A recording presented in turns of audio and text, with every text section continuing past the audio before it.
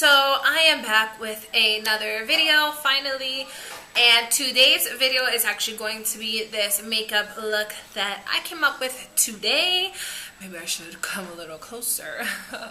It's a purpley type of smoky eye, and I decided to pair it up with some pink cheeks and pink lips, kind of like giving it a Barbie-ish kind of feel. You can totally switch out the pink lip for a nude lip if that would make you feel more comfortable, or whatever lip your beautiful hearts desire. I don't know.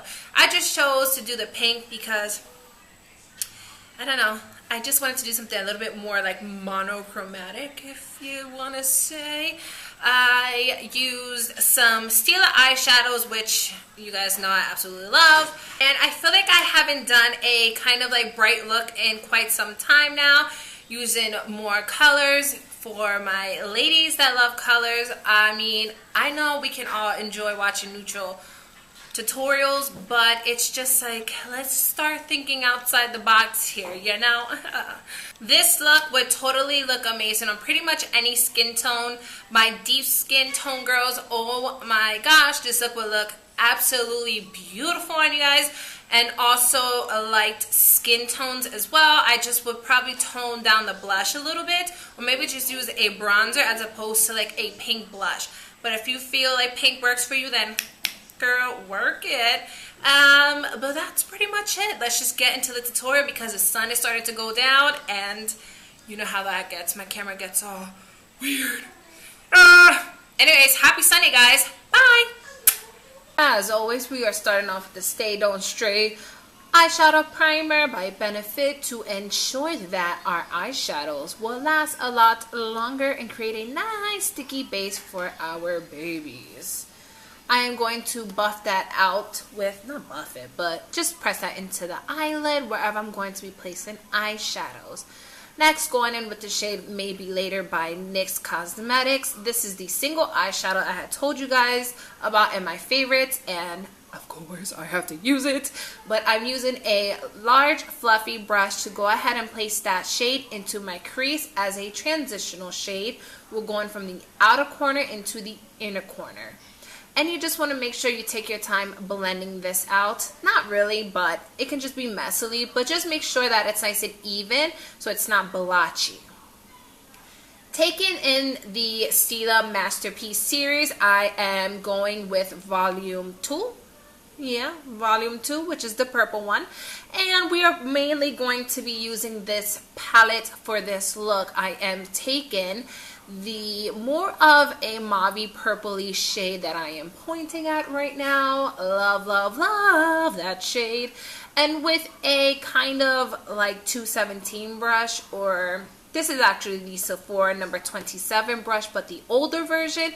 It's a white goat haired brush. Yeah, there we go. I couldn't say that. And I'm placing that all over my crease and mainly focusing that shade in the outer corner V and also my crease. So basically I created a V and then just intensified it as I went up. And then I took a large, clean, fluffy brush with no product and went ahead and buffed that out just so that it's not so harsh later on. I am now going back into the Stila palette, and I'm taking that more of a violet purple shade, which is more of a blue tone purple. And again, with the same number 27 brush, or with a goat hair brush like so, I am placing that right onto my outer V, pretty much creating a V section on my eye, which is the outer 1/3, and focusing that color densely into my crease so that I am able to kind of fluff it above the crease so that there's a nice gradient effect. You don't want to go too high with this shade because you don't want your smoky eye to look like you got a punched eye, if you know what I mean. Especially purples. Purples can be really tricky, but stick with me, you'll get it. And then just go ahead and use the same clean blending brush to go ahead and blend that out. Going in with the In the Know palette by Stila, I am taking the shade Ebony. This is a matte black eyeshadow, and I'm pretty much placing that into the areas where I had placed the original purple shades just to add some depth.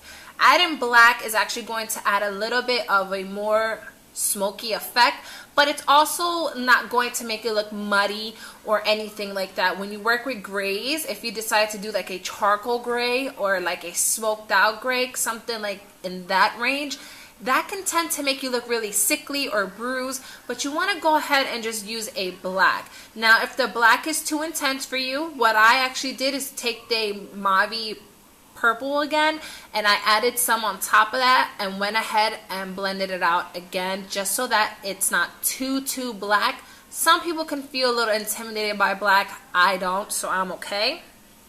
The same brush with no additional product, whatever's on the brush is what I'm using, and I'm slowly bringing it into the inner half of my eye like so.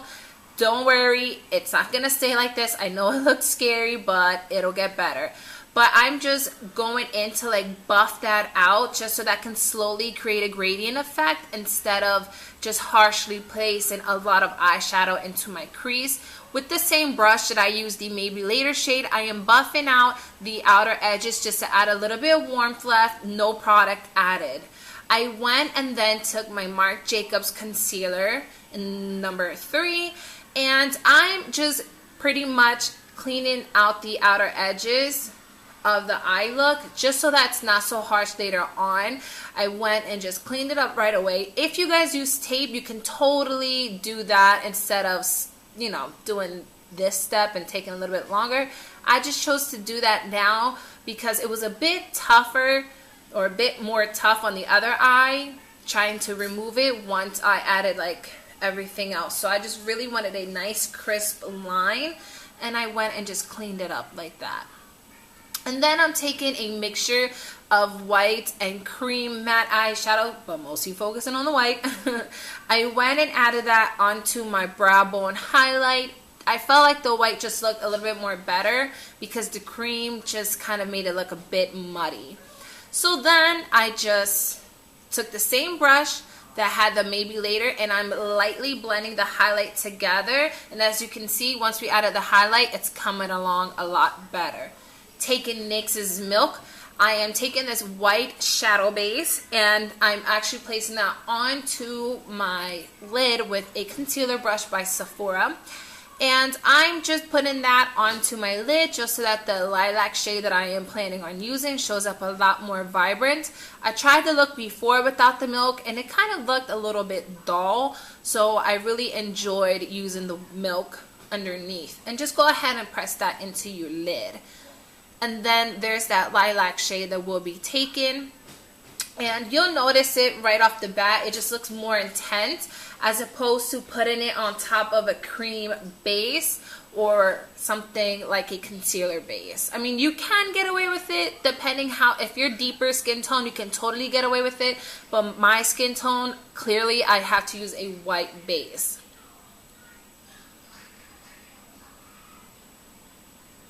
So then with the number 27 brush again, no additional product. What I'm actually just doing is blending the lilac into that deeper purple just so that there's an easy transition.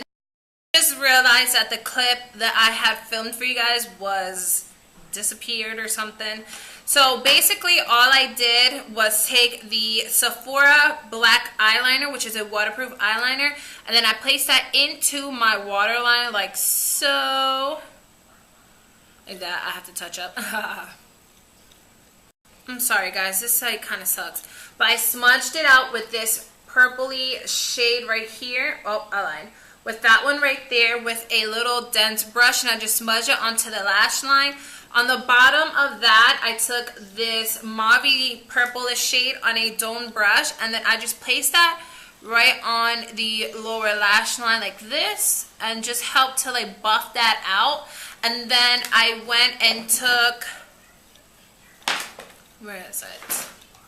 The NYX Nude eyeshadow in Maybe Later, and I placed that right underneath it to pretty much kind of blend it out and use it as like a shader eyeshadow so that it didn't look so harsh under there. And I don't know if I showed it, but I did take that frosty eyeshadow shade and then I placed that into my inner corner, and then I took a little bit right underneath the brow to help like line that. Because I was going for more of a like Barbie-ish kind of look, I thought this blush by Clinique, which is called Plum Pop.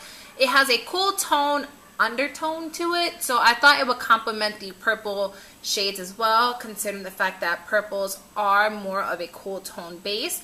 So I decided to add that onto my cheeks. I decided to kind of start from the back and then move forward to the apples, just because this blush is super intense, and you guys know me, I can get a little heavy-handed with the blush, so and I still did it today, but with a clean brush I just went ahead and ran that over just so that it's not so intense. I am now taking the Velvet Lip Pencil by Bite Beauty, and it's in the shade Velvet, and I'm just placing that onto my lips like so, and we'll get past this. I hate watching people put lipstick on, it's so weird. Then I took International Velvet, I think it's called, by NARS. I don't know, I'll leave it down below, but I know it says international in it. But I just placed that on top of the Velvet by Bite to add some shine. And then for my highlight, because I felt like everything was so, you know, pinky and kind of out there and bright, I didn't want to put too much shimmer everywhere else. So for a nice subtle highlight, I used the Ethreal Light by Hourglass. And that sums up the look, guys. I hope you guys enjoyed it. I know I had fun making it. I apologize for the mix-ups and for the loss of footage, but that is what happens when you make videos. It doesn't happen all perfect all the time, I promise you. I love this look. I hope you guys enjoy it. Let me know if you guys try this look out. I definitely would love to see what you guys come up with. Bye, guys.